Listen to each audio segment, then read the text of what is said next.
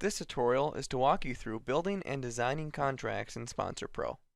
Sponsor Pro tracks sponsorship inventory from available to sold and allows for contracts to be designed and generated in the system. We will go over developing a contract design in the admin area, print macros, and generating the contract. As a refresher, let's go over what you should have done up to this point in order to generate a contract. Sponsor elements and companies should have been entered into the system. Elements need to be added to the proposal.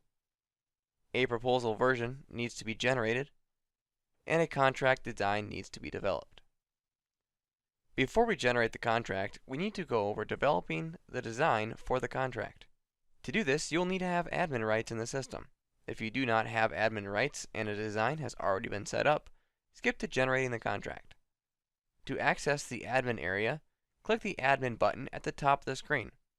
Within the admin area, we will click Print Templates. Designing a proposal is covered in another tutorial, so we will skip to the Contract Editor tab. The contract template has a standard setup but can be customized to your needs. This template is set up with the background, header, and body of text. Wherever you see a Choose button, you can access your list of images to add any background or header images. For example, if I wanted to add a background, I would select Choose next to the text Upload Background Image, find my background in the list of images, then double-click. Within the contract, there are also text boxes to type a header and contract details.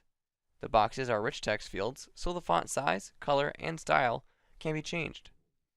Be sure to type up your contract details in the main body area.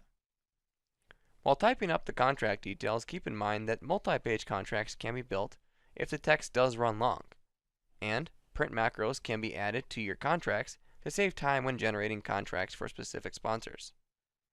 Print macros represent details about the contract, sponsor, or your organization that can be auto-filled into the contract template. For example, you may want to include the sponsor's name as part of the contract. So, instead of typing up the sponsor's name every time you create a contract, a print macro will fill in the information automatically for you. To add a print macro, first click the location in your contract that you'd like to add it. Next, at the top right-hand corner, above the page template, click the Insert Print Macro button. This will list all print macros available to add. So, find the macro, then double-click to insert.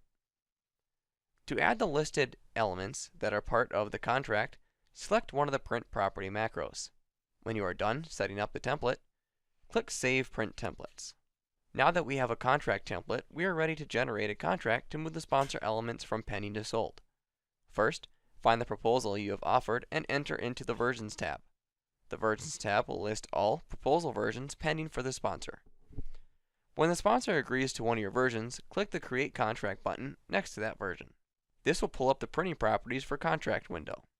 If you have included one of the print property macros into your contract template, select details that you'd like to show as part of the contract, then click Continue.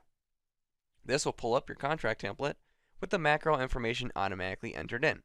You can now make any specific edits, but when you are ready, you can either preview the contract to make sure it is perfect, save the contract in case you want to come back to editing it, or generate the contract to send to the sponsor. When generating the contract, a PDF version will be created to save or print off. A link will also be generated, allowing for the contract to be copied and emailed. Now that the contract has been generated, the sponsor elements will show as sold. The next step will be to fulfill the sponsorship by assigning tasks to your staff members. This will be covered in a future tutorial. Until next time.